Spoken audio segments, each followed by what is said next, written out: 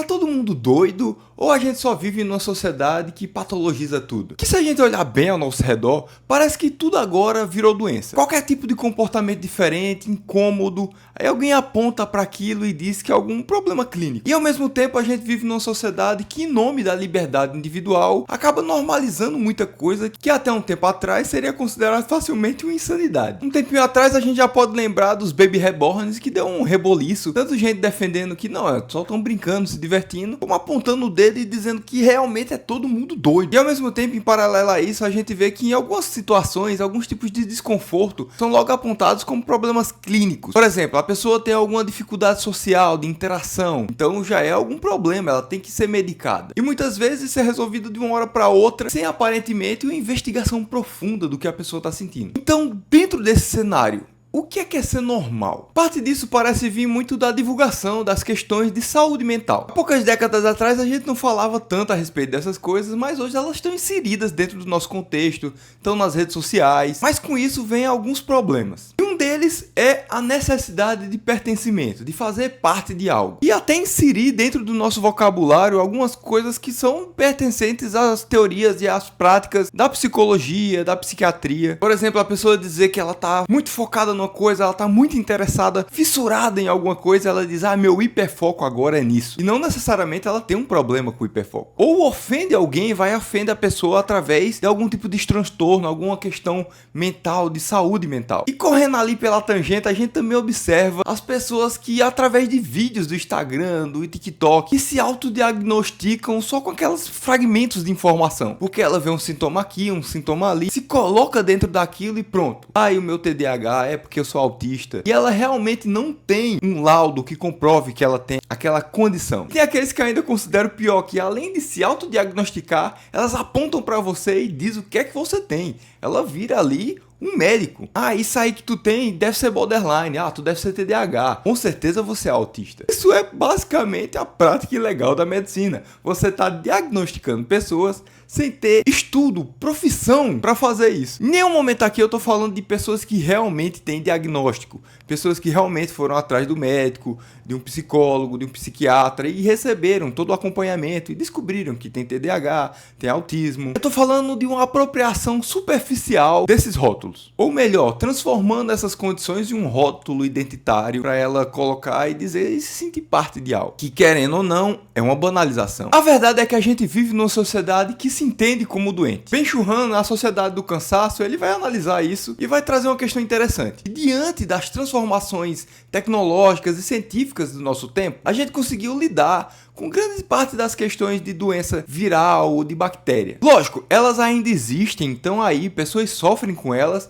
mas a gente tem um maior controle de doenças do corpo. O foco agora é a questão da saúde mental e que estão ao mesmo tempo fortemente ligadas à prática do neoliberalismo que a gente vive hoje em dia, né? Esse capitalismo exacerbado em que tudo vira consumo, seja uma identidade, um diagnóstico, um bonequinho desse aqui, qualquer coisa é produto, qualquer coisa é feito para ser consumido. Tudo precisa ser devorado, absorvido e virar performance. E nisso, até o sofrimento vira mercadoria. E por isso mesmo, o diagnóstico acaba virando uma identidade de consumo. As pessoas têm essa necessidade de se classificar, de se rotular, de se colocar em caixinhas, mas essa necessidade de classificar a mente, o que é que as pessoas estão sentindo, ela não é novidade. E é aí que a gente chega em O Alienista, de Machado de Assis. E ele é uma novela, ou seja, ele é grande demais para se considerar um conto, quase como se fosse um romance mais menorzinho. E eu diria que se você sentar aí e se comprometer em ler, acho que em 2 horas você resolve isso aqui e você lê esse livrinho. Nesse livrinho aqui, o Machado de Assis vai criar uma dicotomia, vai colocar e dividir em 2 partes ali a mente humana. Vai dividir entre sanidade e loucura. E vai levantar uma grande questão. Quem é que tem a autoridade, quem é que tem o direito de dizer quem são e quem não é? E aí que ele vai nos apresentar um grande médico, um grande conhecedor da medicina chamado Simão Bacamarte, que tem a ciência quase como uma religião, ela é sua fé suprema. E ele é um médico que estudou em Portugal, tem todas as possibilidades de fazer o que quiser, só que ele determina para ele que o estudo mais nobre da medicina, com certeza seria o estudo da mente. Tratar o espírito é quase uma missão sagrada para o médico. Então ele vai para Itaguaí, lá no Rio de Janeiro, e vai criar a Casa Verde. A Casa Verde seria um hospício, um manicômio. Hoje os manicômios não existem mais, mas seria como se fosse um hospital psiquiátrico. E ele faz isso justamente por causa da sua habilidade com ciência que convence tanto as autoridades locais como a população a fundar essa Casa Verde. E é justamente ele, Simão Bacamarte, a partir da sua ciência, que vai determinar ali quem é são e quem não é. E o discurso científico aqui apresenta-se de maneira incontestável. Mas num primeiro momento ali, quem vai ser levado para aquele lugar serão pessoas que têm um sofrimento mental mais evidente, que apresentam desequilíbrios reais mentais, de agressividade. Só que com o tempo, Simão Bacamarte ele vai estendendo o que seria insanidade. E é aí que a gente vê na história o poder da ciência entrando em cena para determinar quem seriam as autoridades que vão definir quem é que é louco ou não. E um dos primeiros escândalos que realmente chamou a atenção na trama é quando ele prende um senhor chamado Costa, que é um cara que ficou muito rico ao receber uma herança, só que ele tem uma generosidade ímpar. Ele acaba emprestando dinheiro para todo mundo, quem precisa, quem pede, ele empreste, sem precisar de nenhum juros. Ao mesmo tempo, ele nunca cobra ninguém, então ele acaba perdendo todo o dinheiro dele. Mas o que seria visto como uma virtude, esse desapego completo às questões materiais, vira para o Simão Bacamarte um sinal de insanidade. É um diagnóstico. Ele sofre de uma excessiva generosidade. E ele tem uma prima que vai contestar isso, tá prendendo ele é só um homem bom. E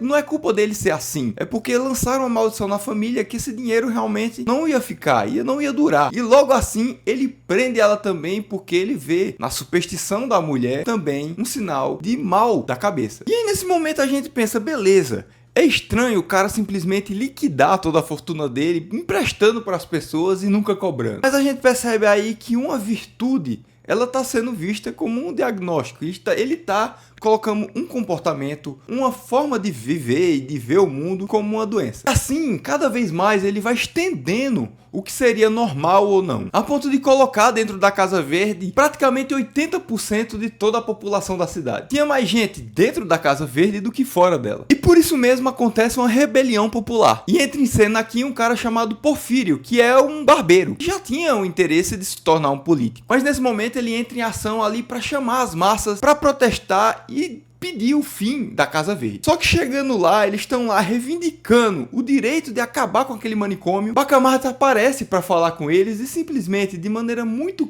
clara e tranquila, diz para eles que não tem nenhuma obrigação de dar explicações para quem desconhece a ciência. Não adianta discutir e debater ciência com leigos. E simplesmente sai. Aí todo mundo fica surpreso com aquela reação, a ponto de desistir de destruir a Casa Verde naquele momento. E aí eles se voltam agora para as autoridades, vão lá contestar e destituir do poder a Câmara de Vereadores. E quem assume o poder agora é o Porfírio, é o barbeiro. Só que tem um porém, ele passa a usar a Casa Verde como um instrumento de poder. Ele vai lá conversar com o Simão Bacamarte e deixa ele continuar os trabalhos dele. Enquanto o Simão Bacamarte realmente está preocupado ali com a sanidade das pessoas, mas de uma maneira muito exagerada, o Porfírio aproveita essa situação para usar a loucura como instrumento de controle. Vão presos seus opositores, aqueles que se voltam contra ele, são colocados todos como malucos, incapazes de estar em sociedade. Mas aí rola uma grande virada na história, porque Simão Bacamarte ele decide mudar os seus critérios do que é loucura. Então ele solta todo mundo, que a partir daquele momento ele decide que não ter nenhum desequilíbrio, nenhum desvio de moral, de caráter, isso,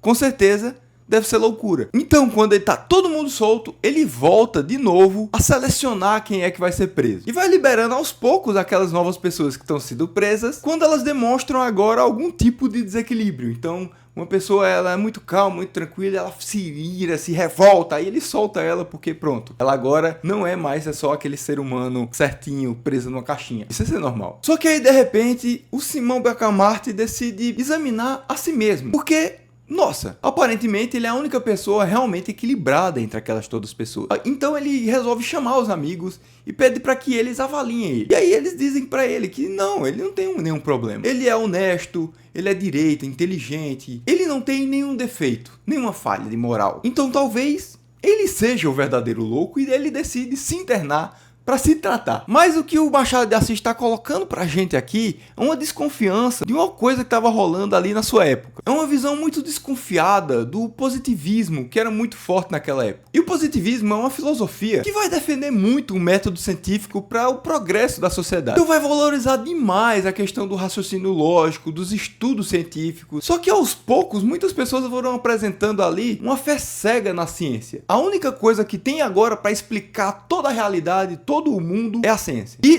tudo é válido, contanto que seja em nome da ciência. Muito parecido com o que fizeram com as religiões com o passar do tempo. Todas as atrocidades que foram feitas por causa do nome de Deus, e de Deus ali não tinha nada, também estava sendo feito pela ciência. Mas aí é que sobe uma grande questão aí. A ciência, ela não é uma coisa neutra. Ela pode sim ser usada e distorcida para justificar atrocidades. Pode criar armas, legitimar violências. É só lembrar que existiu uma ciência, uma pseudociência, como a gente vê hoje, da eugenia, que vai dizer que os brancos, eles são mais adaptados, eles são mais fortes, mais inteligentes, e têm o direito, assim, de oprimir os outros, de se sentir superior, que vai descambar lá naquele carinha de bigode lá na Alemanha. Então, repito aqui, a ciência não é algo neutro e ela pode ser sim completamente distorcida. E hoje a gente ainda tem grandes distorções da ciência. A gente tem aí nas redes sociais um monte de profissional que vende curas milagrosas, fórmulas magníficas para você enriquecer. Tudo isso com um vernizinho assim de ciência e de uma postura de autoridade que vai te dizer o que é ser vitorioso, o que é ter sucesso na vida, o que é ter saúde. E muitas vezes tá fazendo você quebrar a cara, tanto com a saúde da pessoa, como até a saúde financeira dela. Mas enfim, voltando para a grande pergunta inicial, é quem define o que é normal? A grande questão talvez não seja realmente só as questões do problema mental, mas uma necessidade de classificar tudo, de diagnosticar tudo, de consumir tudo, de colocar tudo em caixinhas e deixar todo mundo mais neurótico do que já tá. A gente tá numa sociedade altamente capitalista que fala muito de meritocracia e coloca a responsabilidade toda nas costas da pessoa de que não, se você não venceu na vida, é problema seu, a culpa é sua, porque todo mundo tem as mesmas 24 horas. E a gente sabe que em um país como Brasil, as coisas não são assim. Então não é incomum que hoje as pessoas tenham ansiedade e outros problemas ainda mais graves. E tem sim que ser levados em consideração, tem que ser tratados, cuidados, curados. Mas a gente tem também que ver o macro e ser cuidado também com esse consumo exagerado, inclusive de consumir identidades. Se a pessoa suspeita que ela tem algum diagnóstico, algum transtorno mental, o ideal é que ela procure um médico, procure um psicólogo, procure um psiquiatra. E não fique transformando a vida num prontuário e a saúde mental num checklist. E é por isso mesmo que esse livrinho aqui é um clássico, porque ele traz ainda, conversa muito com o nosso tempo, apesar dele trazer coisas do próprio tempo dele, porque não existe esse negócio de um autor à frente do seu tempo. Na verdade, ele está trazendo questões aqui que são universais, que estão caminhando com a humanidade, fazendo a gente pensar que em vez da gente ficar apontando o dedo pros outros e para si mesmo, talvez seja melhor perguntar quem é que tá ganhando nessa história, nesse mundo que todo mundo precisa de um rótulo para existir. Será que não tem alguns porfírios por aí?